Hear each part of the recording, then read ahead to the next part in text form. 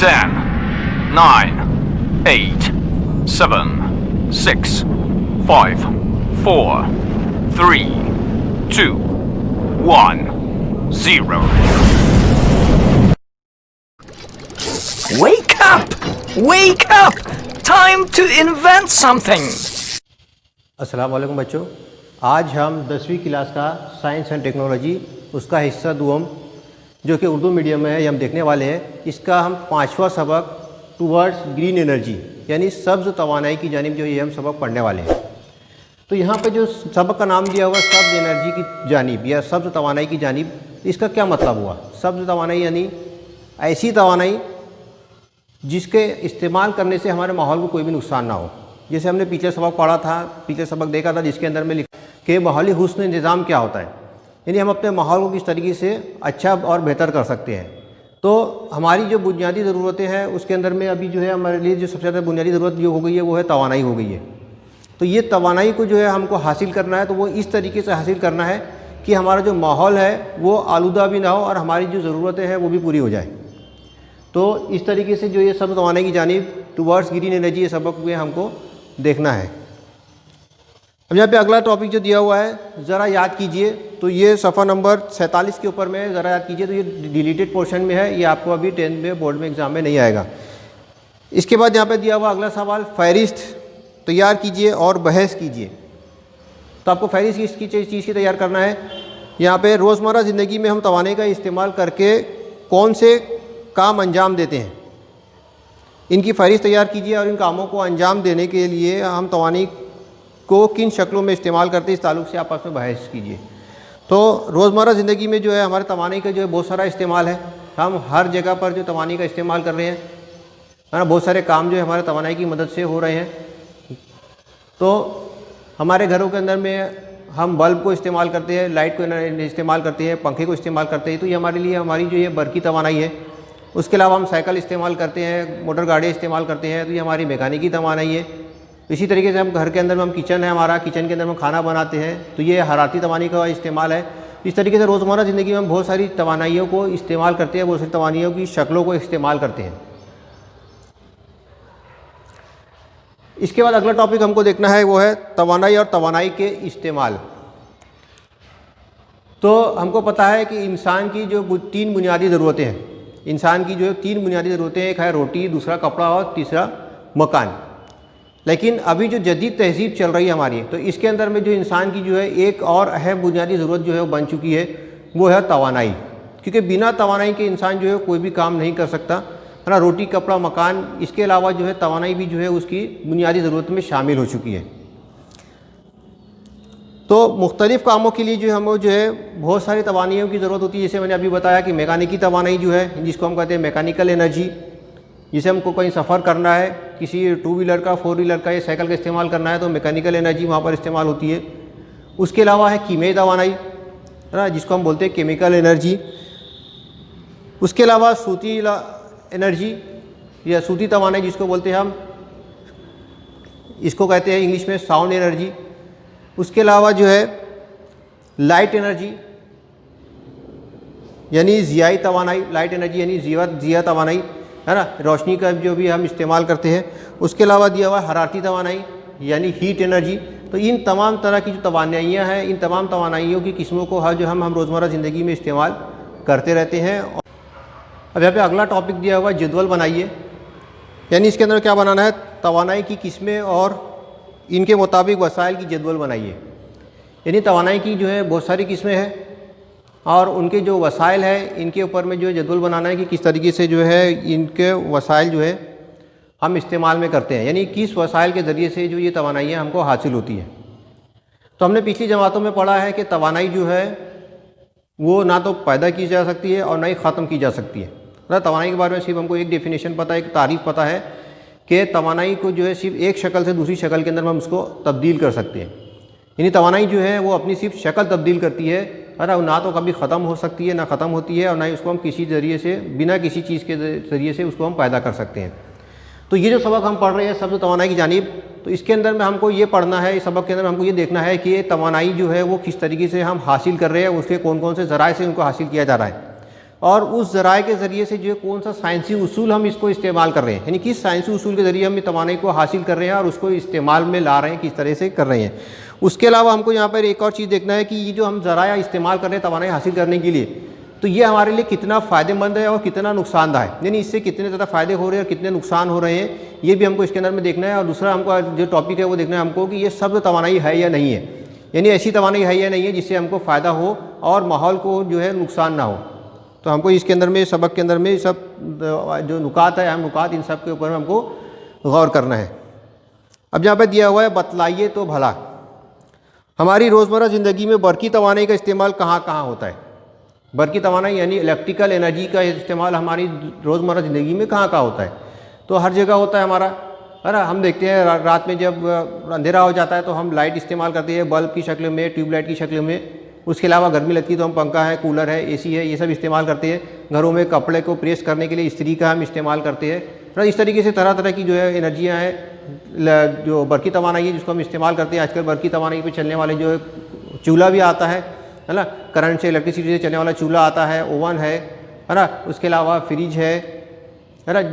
یہ ساری چیزیں جو ہے وہ برقی توانائی کے ذریعے چلتی ہیں۔ لوگ کپڑا دھونے کے لیے واشنگ مشین استعمال کرتے ہیں، تو یہ بھی جو برقی توانائی کے ذریعے ہی چلتی ہے، یعنی الیکٹریکل انرجی کے ذریعے چلتی ہیں۔ اس کے بعد اگلا ٹاپک دیا ہوا ہے، اگلا سوال دیا ہوا ہے کہ برقی توانائی کی پیداوار کس طرح ہوتی ہے؟ تو برقی توانائی کی جو پیداوار جو ہے کس طرح سے ہوتی ہے، یہ ہم کو جو اگلے ٹاپک کے اندر میں دیکھنا ہے، برقی توانائی کی پیداوار کے اندر میں۔ تو برقی توانائی کی جو پیداوار ہے، یہ سبھی کو پتہ ہے کہ جو توانائی کا گھر ہوتا ہے، یعنی اس کو ہم پاور پلانٹ کہتے ہیں، جہاں پر الیکٹریسٹی جنریٹ ہوتی ہے، یعنی یہاں پر الیکٹریسٹی یا برقی توانائی جو جہاں پر پیدا کی جاتی ہے تو اس کو توانائی کا گھر کہتے ہیں۔ تو یہاں سے جو ہے توانائی کو پیدا کیا جاتا ہے، لیکن یہاں پہ جو توانائی پیدا کی جا رہی ہے وہ کس اصول پہ وہ کی جاتی ہے؟ اس اصول کا نام ہے فیراڈے کا، مائیکل فیراڈے کی دریافت کردہ برقی مقناطیسی عمالہ۔ تو یہ فیراڈے کا جو ہے برقی مقناطیسی عمالہ ہے،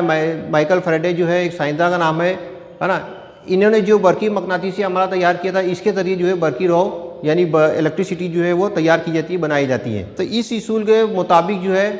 ایک موصل برق کا جو ہے تار ہوتا ہے،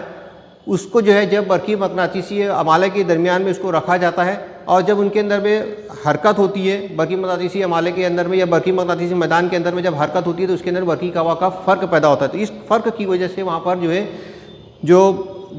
موصل برق تار ہوتا ہے اس کے اندر میں الیکٹران جو ہے آزاد ہوتے ہیں، جس کی وجہ سے وہاں پر جو برقی رو پیدا ہو جاتی ہے، یعنی الیکٹریسٹی وہاں پہ جنریٹ ہوتی ہے۔ اب یہاں پہ دیا ہوا ہے کہ موصل برق تار کے درمیان میں جو برقی ہوا کا جو فرق ہم حاصل کر رہے ہیں، تو یہ جو دو طریقے سے ہم اس کو حاصل کر سکتے ہیں۔ تو اس میں پہلا طریقہ یہ ہے کہ موصل تار جو ہے وہ ایک جگہ قائم مقام رہے اور اس کے اطراف میں جو مقناطیس ہے وہ دائرہوی شکل میں جو ہے وہ حرکت کرے، جس کی وجہ سے کیا ہوگا، اس تار کے اطراف میں موصل برق تار کے اطراف میں جو ہے برقی ہوا کا فرق پیدا ہوگا۔ وہاں پہ برقی مقناطیسی میدان کے اندر میں جگہ تبدیل ہوگی، برقی مقناطیسی میدان کی جگہ تبدیل ہونے سے وہاں پہ تار کے اندر میں برقی ہوا کا فرق پیدا ہوتا ہے، جس کی وجہ سے تار کے لچھے کے اندر میں موصل برق تار کے لچھے کے اندر میں الیکٹریسٹی جنریٹ ہوتی ہے، یعنی پیدا ہوتی ہے۔ تو یہ ایک طریقہ یہ ہوا۔ دوسرا طریقہ یہ ہے اس کے اندر میں کہ جو مقناطیس ہے اس کو جو ہے قائم مقام رکھا جائے اور اس کے درمیان میں جو موصل برق تار ہے اس کے جو لچھا ہے اس لچھے کو جو دائرہوی شکل میں جو حرکت دی جائے، جس کی وجہ سے کیا ہوگا، تو کیا ہوتا ہے کہ جو تار ہے اس تار کے اطراف میں جو برقی مقناطیسی میدان ہے اس کی جگہ جو ہے وہ تبدیل ہو جاتی ہے، یعنی جو موصل برق تار جو ہے وہ جس مقام پر ہے وہاں پر برقی مقناطیسی میدان کی جگہ تبدیل ہونے کی وجہ سے وہاں پہ برقی ہوا کا فرق پیدا ہوتا ہے اور لچھے کے اندر میں الیکٹرانز جو ہے وہ آزاد ہو جاتے ہیں، اور اس کے آزاد ہونے کی وجہ سے وہاں پر الیکٹریسٹی جنریٹ ہوتی ہے، پیدا ہوتی ہے۔ تو یہ دو طریقے سے جو ہے برقی مقناطیسی میدان کو جو ہے بدلا جا سکتا ہے۔ تو اس اصول پر جو ہے منحصر جو بھی برق پیدا کرنے والا جو بھی توانائی گھر ہے اس کو کہتے ہیں الیکٹرک جنریٹر، یا اس آلے کو جو کہتے ہیں، اس آلے کو کہتے ہیں برقی جنریٹر یا الیکٹرک جنریٹر کہا جاتا ہے اس آلے کو۔ تو جو برقی پیداوار کے جو مرکز ہے، یعنی جو پاور پلانٹ ہے جہاں پر الیکٹریسٹی جنریٹ کی جاتی ہے، بہت زیادہ مقدار کے اندر میں جنریٹ کی جاتی ہے، تو وہاں پر جو ہے اسی جنریٹر کا استعمال کیا جاتا ہے۔ لیکن یہ جو جنریٹر ہوتا ہے اس کو گھمانے کے لیے جو ہے ایک ٹربائن کا استعمال کیا جاتا ہے، اور ٹربائن جو ہے وہ کافی ہیوی ہوتا ہے، بھاری ہوتا ہے، ہے نا, جو کہ جنریٹر سے ڈائریکٹ براہ راست جڑا ہوتا ہے. ٹربائن کے گھومنے سے جنریٹر میں موجود جو ہے مقناطیس گھومے گا یا اس کے بیچ میں کا جو موصل برق تار ہے وہ گھومے گا. تو اس کے گھومنے کے ذریعے, اس کے گھومنے کی وجہ سے جو ہے وہاں پر الیکٹریسٹی جو ہے وہ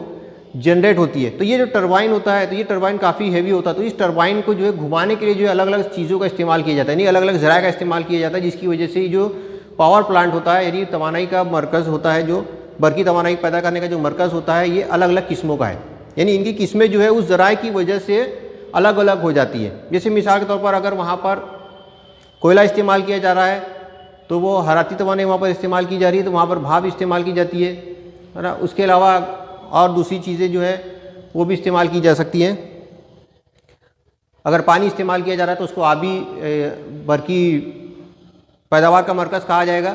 تو اس طریقے سے کس ذرائع سے ہم توانائی حاصل کر رہے ہیں, یعنی برقی رو تیار کر رہے ہیں, الیکٹریسٹی جنریٹ کر رہے ہیں جس طریقے سے, جس ذرائع کے ذریعے, تو اس ذرائع کے حساب سے مرکز بھی جو ہے وہ مختلف ہو جاتے ہیں. اور اس کے حساب سے جو ہے یہ جو جنریٹر ہے اور جو ٹربائن ہے اس کی ساخت بھی تبدیل ہوتی ہے. یعنی جنریٹر اور جو ٹربائن ہے یہ بھی تھوڑا تھوڑا سا جو ہے وہ تبدیل ہو جاتا ہے. لیکن سبھی کے اندر میں جو ہے فیراڈے کا جو مائیکل فیراڈے کا جو ہے اصول وہی استعمال کیا جاتا ہے. برقی مقناطیسی حمالے والا جو اصول ہے, وہی اصول کے ذریعے جو ہے ہر جگہ جو ہے الیکٹریسٹی جنریٹ کی جاتی ہے. تو برقی پیداوار کے مرکز میں اسی طرح کے جو ہے جنریٹر کا استعمال کیا جاتا ہے. تو یہ جو جنریٹر ہوتا ہے اس میں مقناطیس کو گھمانے کے لیے جو ہے ایک طرح کا ٹربائن استعمال کیا جاتا ہے. اور اس ٹربائن کے اندر میں جو پنکھے, پہیانی, پتیاں جو ہے جڑی ہوئی ہوتی ہیں. جب ان پتیوں کے اوپر میں کسی مائع یا کسی گیس کے ذریعے جو ہے اس کے اوپر جب اس کے اوپر قوت لگائی جاتی ہے تو اس قوت کی وجہ سے یہ ٹربائن جو ہے وہ گھومتا ہے. اور اس ٹربائن سے جڑا ہوا جو مقناطیس ہوتا ہے, یعنی جو جنریٹر کے اندر میں جو مقناطیس ہوتا ہے وہ مقناطیس بھی جو ہے وہ گھومتا ہے, جس کی وجہ سے وہاں پر برقی روا کا جو ہے فرق پیدا ہوتا ہے اور وہاں پر الیکٹریسٹی جو ہے جنریٹر کے اندر میں جنریٹ ہوتی ہے, یعنی تیار ہوتی ہے. ٹربائن مثال اور ہاتھ سے چلنے والے ٹربائن کے ذریعے جو ہے ہم اس کو سمجھ سکتے ہیں. تو یہاں پر جو ہے گول گھومنے والا محوری سلاخ والا جو ہے مقناطیس ہے, اس کے اطراف میں جو ہے تار کا لچھا دیا ہوا ہے نا. اس کے بعد میں اس کو جوڑا گیا ہے وولٹ میٹر سے. وولٹ میٹر کے اندر میں جو متعین برقی روا کا فرق جو ظاہر ہو رہا ہے, تو یہ برقی مقناطیسی حمالہ اس طریقے سے ظاہر کیا جاتا ہے. تو برقی توانائی پیدا کرنے کا یہ جو طریقہ ہے اس کو جو ہے ہم ذیل کے روا خاکے کے مطابق جو ہے سمجھ سکتے ہیں. جیسے یہاں پہ دیا ہوا ٹربائن گھمانے کے لیے توانائی کا مناسب ذریعہ, اس کے بعد دیا ہوا ٹربائن, اور ٹربائن کے بعد دیا ہوا جنریٹر, اور اس کے بعد دیا ہوا حاصل ہونے والی برقی توانائی. تو اس طریقے سے جو ہے ہم یہ روا خاکے کے ذریعے اس کو ہم سمجھ سکتے ہیں. اس کے بعد ہم کو دیکھنا ہے سب سے پہلا جو ہے حرارتی توانائی پر منحصر بجلی کی توانائی کا پیداواری مرکز, یعنی ایسا برقی توانائی کا مرکز جہاں پر جو ہے حرارتی توانائی جو ہے اس کو استعمال کیا جاتا ہے. تو اب یہ حرارتی توانائی کو استعمال کرنے کے لیے یہاں پر کیا کیا جاتا ہے کہ بہت زیادہ مقدار میں جو ہے کوئلہ جلایا جاتا ہے. ابھی جو کوئلہ ہے اس کوئلے کو جلا کر کے جو ہے ایک بوائلر ہوتا ہے بہت بڑا, اس کے اندر میں پانی ہوتا ہے بوائلر کے اندر میں. تو پانی وہاں پر بوائل ہوتا ہے, گرم ہوتا ہے, اور پانی کو اتنا زیادہ گرم کیا جاتا ہے کہ وہ پانی جو ہے وہ بھاپ میں تبدیل ہو جاتا ہے. پھر یہ جو گرم پانی کی جو بھاپ ہوتی ہے یہ ٹربائن کے پنکھوں کے اوپر میں اس کی پتیوں سے جب ٹکراتی ہے تو اس کی وجہ سے جو ہے اس بھاپ کی وجہ سے وہ ٹربائن جو ہے وہ گھومتا ہے. اور اس کے ٹربائن کے گھومنے سے جو ہے ٹربائن کے ذریعے جو مقناطیسی میدان یا مقناطیس جو جڑے ہوئے ہیں وہ جنریٹر کے اندر میں جو موجود ہوتے ہیں, تو وہ جنریٹر کے اندر میں مقناطیس جو ہے وہ ٹربائن کی وجہ سے گھومنے لگتے ہیں, جس کی وجہ سے کیا ہوتا ہے بیچ میں جو درمیان میں جو موصل برق تار ہے اس موصل برق تار کے اندر میں جو ہے برقی روا کا فرق پیدا ہوتا ہے اور الیکٹریسٹی وہاں پر جنریٹ ہوتی ہے, وہاں تیار ہو جاتی ہے. تو یہاں پر جو ہے کوئلے کو جو ہے استعمال کیا جاتا ہے, بہت زیادہ مقدار میں جلایا جاتا ہے, جس سے پانی جو ہے وہ بھاپ میں تبدیل ہوتا ہے اور ٹربائن کو گھماتا ہے اور الیکٹریسٹی جنریٹ ہوتی ہے. تو اس کو جو ہم روا خاکے کے ذریعے بھی جو ہم دیکھ سکتے ہیں. تو یہاں پہ دیا ہوا ہے کوئلہ ایندھن کے طور پر استعمال ہو رہا ہے, اس کے بعد دیا پانی سے بھاپ پیدا کرنے والا بوائلر, اور اس کے بعد دیا بھاپ سے چلنے والا ٹربائن, اور اس کے بعد دیا جنریٹر, اور اس کے بعد حاصل ہونے والی جو ہے برقی توانائی. اس طریقے سے جو ہے روا خاکہ دیا ہوا ہے. تب اس سے روا خاکے کے اندر میں آپ دیکھ رہے ہوں گے کہ نیچے میں جو دیا ہوا ہے بھاپ کو دوبارہ پانی میں تبدیل کرنے والا آلہ ہے نا. تو یہ جو ہے آلہ ہے جب بھاپ جو ہے جب ٹربائن کو گھما چکی ہوتی ہے, استعمال میں آ چکی ہوتی ہے, تو اسی بھاپ کو جو ہے واپس سے پھر سے ٹھنڈا کر کے ہے نا اس کو بولتے ہیں تکثیف کا آلہ. تو اس سے اندر تکثیف کے آلہ کے اندر میں اس پانی کی بھاپ کو ٹھنڈا کیا جاتا ہے, اور وہ پھر سے بھاپ سے جو ہے پانی میں تبدیل ہو جاتا ہے, اور اس کو پھر پائپ کے ذریعے جو ہے پھر سے بوائلر میں ڈال دیا جاتا ہے. تو بوائلر میں جا کر کے وہی بھاپ جو ہے پھر سے وہی پانی جو ہے پھر سے بھاپ میں تبدیل ہو جاتا ہے. تو اس طریقے سے کیا ہو رہا ہے کہ پانی جو ہے ہم اسی پانی کو جو ہے بار بار استعمال میں لا رہے ہیں, تو ہم کو اس میں پانی کی بہت کم مقدار استعمال میں ہوتی ہے, یعنی ہم زیادہ پانی جو ہے ہم استعمال میں نہیں لاتے ہیں, تو اس سے پانی کا جو ہے ضائع ہونا جو ہے وہ کم ہو جاتا ہے, یعنی پانی یہاں سے ضائع نہیں ہوتا. تو اس طریقے سے جو ہے یہ حرارتی توانائی سے برقی توانائی جو ہے پیدا کی جاتی ہے. اب صفحہ نمبر 49 کے اوپر میں جو ہے ایک روا خاکہ دیا ہوا ہے, اور اس کے اندر میں بس ظاہر کیا گیا ہے کہ جو حرارتی توانائی بجلی گھر ہے اس کے اندر میں کوئلے کو جو ہے وہ استعمال کیا جا رہا ہے ایندھن کے طور پر, یعنی کوئلے کے اندر میں کیمیائی توانائی موجود ہوتی ہے. کیوں موجود ہوتی ہے؟ کیونکہ کوئلہ جو ہے وہ کاربنی مرکب ہے, اور کاربن جو ہے ایک کاربن دوسرے کاربن سے جو ہے جوہری بندش کے ذریعے جو ہے جڑے ہوئے ہوتے ہیں. تو یہ جو ان کے درمیان میں جو بندش ہوتی ہے, ہم گرس بندش جو ہوتی ہے, تو اس بندش کو جو ہے جب توڑا جاتا ہے کسی طریقے سے, جب ان کو حرارت ملتی ہے تو یہ بندش ٹوٹتی ہے, تو ٹوٹنے کی وجہ سے جو یہاں پر بہت زیادہ حرارت خارج ہوتی ہے نا. یعنی جب کوئلے کو جلایا جاتا ہے تو ان کے درمیان میں کاربن کے درمیان کی جو بندش ہے وہ ٹوٹتی ہے اور حرارتی توانائی جو ہے وہ خارج ہوتی ہے. تو کوئلے کے اندر کی موجود جو کیمیائی توانائی ہے وہ حرارتی توانائی میں تبدیل ہوتی ہے, اور اس حرارتی توانائی کو جو ہے پانی جو ہے بوائلر کے اندر میں ہوتا ہے وہ جذب کرتا ہے, اور وہ پانی سے بھاپ میں تبدیل ہوتا ہے, یعنی مائع سے گیسی حالت اختیار کرتا ہے. تو اس کے بعد پھر جو بھاپ ہوتی ہے وہ ٹربائن کے پنکھوں کو جو جا کر کے ان کی پتیوں کو سے جب ٹکراتی ہے, اس کو ڈھکیلتی ہے, تو ٹربائن جو گھومنے لگتا ہے. تو اس کے گھومنے کی وجہ سے کیا ہو رہا ہے کہ یہ جو پانی کے اندر میں موجود جو حرارتی توانائی ہے وہ حرارتی توانائی تبدیل ہوتی ہے میکینیکل انرجی میں, یعنی میکانیکی توانائی میں تبدیل ہوتی ہے. اور یہ جو میکانیکی توانائی ہے یہ پھر مقناطیس کو جو ہے وہ گھماتی ہے, جس کی وجہ سے وہاں پہ مقناطیسی جو عمالہ ہے, برقی مقناطیسی عمالہ ہے وہ پیدا ہوتا ہے, اور برقی ہوا کا فرق پیدا ہوتا ہے, اور وہاں پر الیکٹریسٹی جو ہے وہ جنریٹ ہوتی ہے. اور پھر جو الیکٹریسٹی جو حاصل ہو رہی ہے تو پھر اس کو مختلف چیزوں کے اندر میں استعمال کے لیے اس کو سپلائی کیا جاتا ہے, یعنی شہروں کے اندر میں اس کو سپلائی کیا جائے گا, فیکٹریوں کے اندر میں, کارخانوں کے اندر میں اس کو سپلائی کیا جاتا ہے.